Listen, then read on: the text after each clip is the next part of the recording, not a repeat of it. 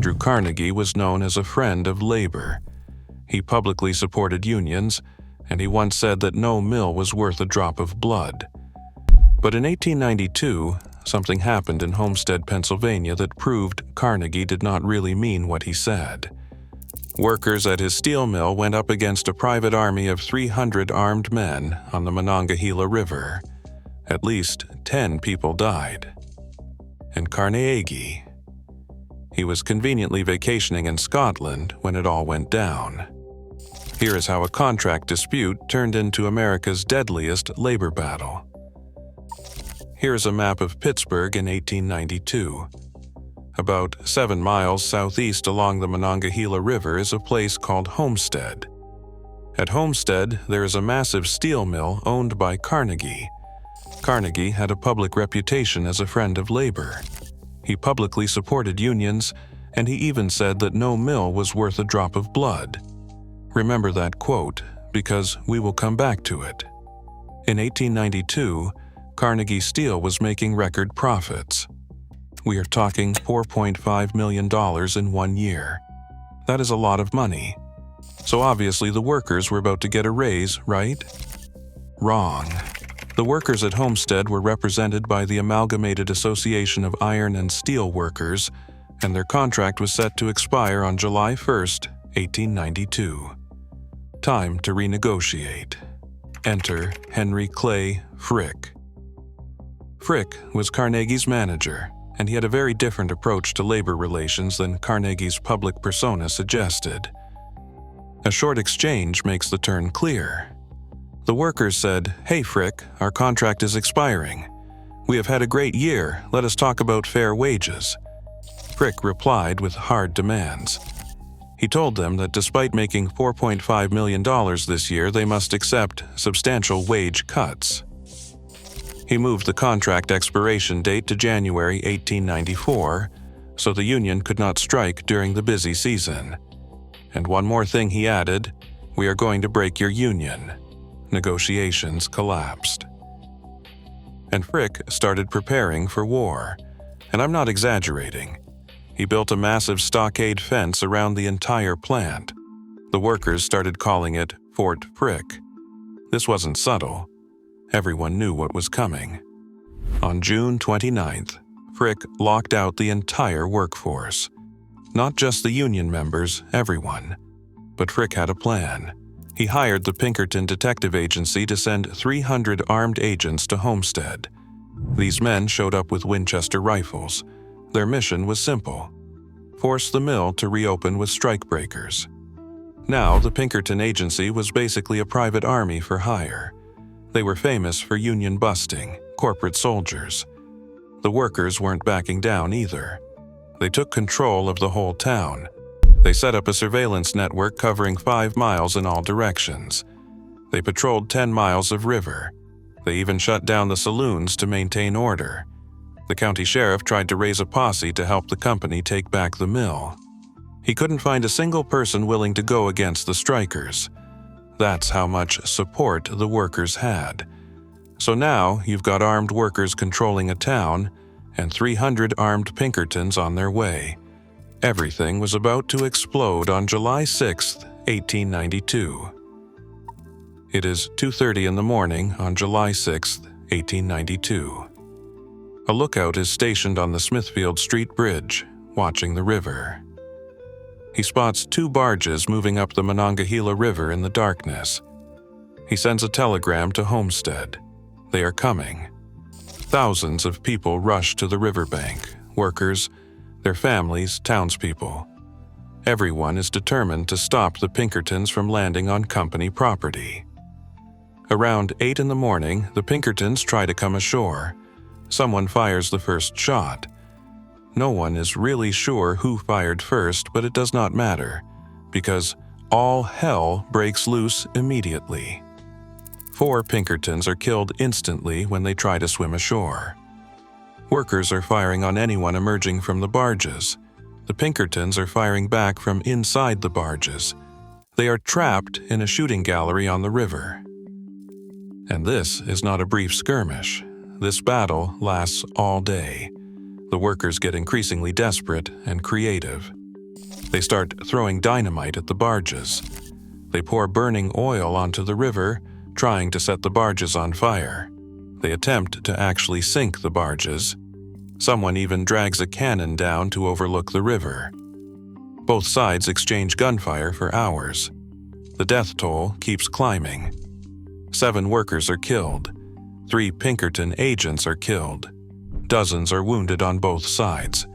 By 5 p.m., after 13 hours of fighting, the Pinkertons surrender. They are completely trapped. They cannot advance. They cannot escape. They raise the white flag. But surrendering does not mean they are safe. All 300 Pinkertons are forced to leave the barges and walk through the town. Waiting for them is an angry crowd. Workers whose friends just died. Wives who just lost husbands. Mothers who just lost sons. Children who just watched their fathers get shot. Every single one of the 300 Pinkertons is injured during this brutal gauntlet. Some are beaten severely. The Pinkertons are temporarily locked up in the Homestead Opera House, of all places. They are released after midnight and shipped back to Pittsburgh. The workers think they have won. They controlled the battlefield. They drove off a private army of 300 men. But actually, the real battle was just beginning. For a brief moment, the workers actually controlled Homestead. The advisory committee ran everything: water, gas, electricity. They set up a 24-hour surveillance network. They patrolled 10 miles of river. They blockaded all the roads. They even shut down the saloons to maintain order. And they kept perfect order. The workers even offered the county sheriff a tour of the plant. The workers thought they could hold this. They were wrong. On July 12, 1892, 6 days after the battle, the governor of Pennsylvania, Robert Pattison, made his move. He sent in 8,500 National Guard troops. That is the entire state militia. They arrived with Springfield rifles and Gatling guns, serious military force. The occupation begins. The troops protect the strikebreakers.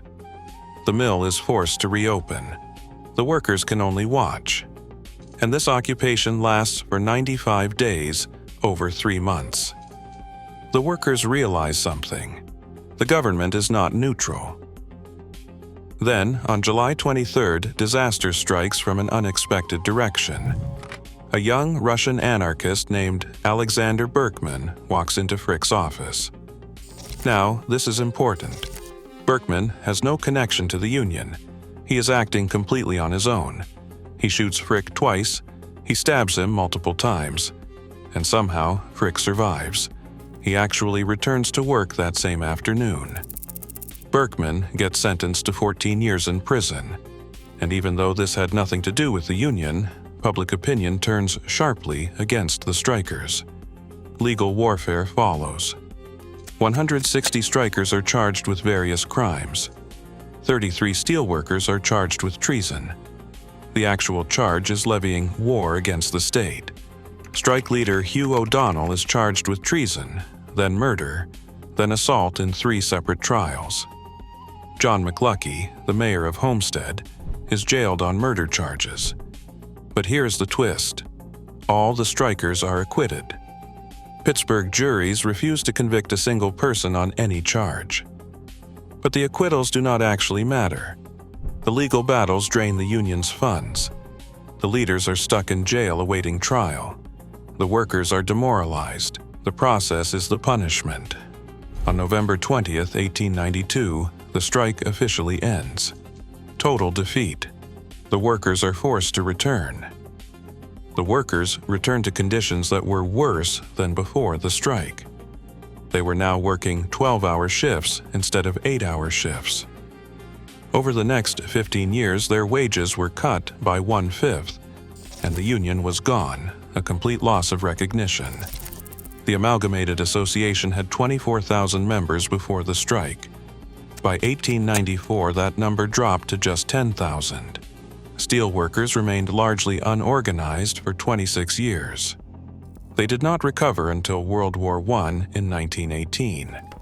Meanwhile, at Carnegie Steel, profits soared to $106 million over the next 9 years. Breaking the union proved to be incredibly profitable. No union meant lower wages, and lower wages meant higher profits. Andrew Carnegie's reputation suffered. Publicly, he had supported unions and condemned strikebreakers, but in private he approved Henry Clay Frick's union-breaking plans in writing. He told Frick that they approved anything he did and that they were with him to the end. Then he sailed to Scotland just before the violence began, and he later claimed he was on vacation. Carnegie had once been known as a friend of labor. Now many saw him as a hypocrite and a union buster. He spent the rest of his life trying to buy back his good name. He built hundreds of public libraries across America and donated large sums to universities.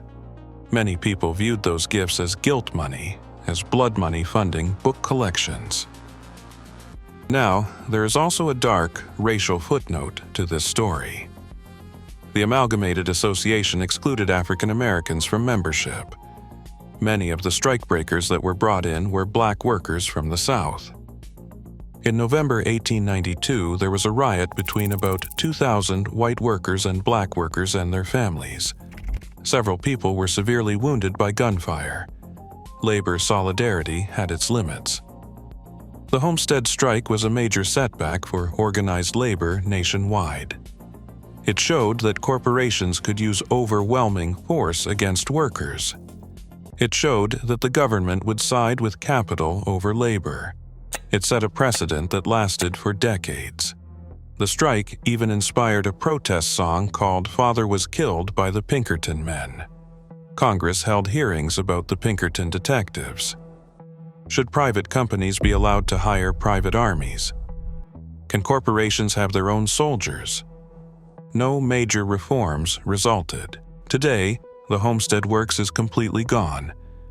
It has been replaced by a shopping center called the Waterfront. Only one structure remains from that violent day: the old pump house. That is where the workers first fired on the Pinkertons. Now it stands as a memorial to a chapter of history that most people have forgotten. So let's tally the cost. At least 10 people dead, thousands of families destroyed, a union crushed for 26 years. Andrew Carnegie said no mill was worth a drop of blood, but his mill cost at least 10 lives and decades of workers' rights. This was a pivotal moment when capital beat labor, with the government as the enforcer. 5 generations later, most people have forgotten the battle. There is a shopping center where the fighting happened. People are buying things on the exact spot where workers died fighting for dignity. And maybe that is the real victory capital wanted. Not just winning the battle, but erasing it from memory. Subscribe for more videos like this. See you next time.